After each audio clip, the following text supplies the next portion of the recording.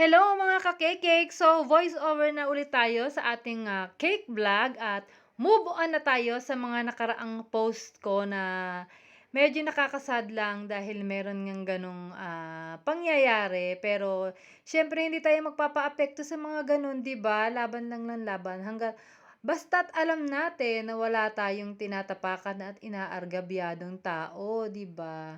Tayo naman ay naghahanap buhay lang ng marangal, wala naman tayong inaaway or yung nilalamangan. So, hindi tayo dapat ganong mapanlamang. Basta tayo ay maging masaya lang lagi sa araw-araw kung ano yung ating gagawin at kung ano yung ating makakamit, matatamo. Maging happy na lang tayo, 'di ba? So, ito na nga at ikukuwento ko na lang din kung paano ko nga ba ginawa itong parang hugis pader dito sa Minecraft team cake na aking gagawin.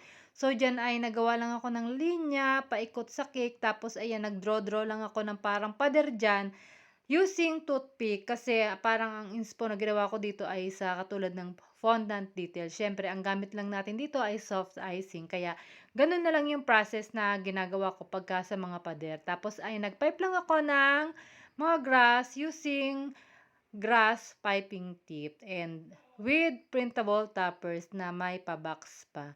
And that's all for today's video. Thank you for watching. Maging happy lang lagi. Love you so much mga customers. Babush! Thank you!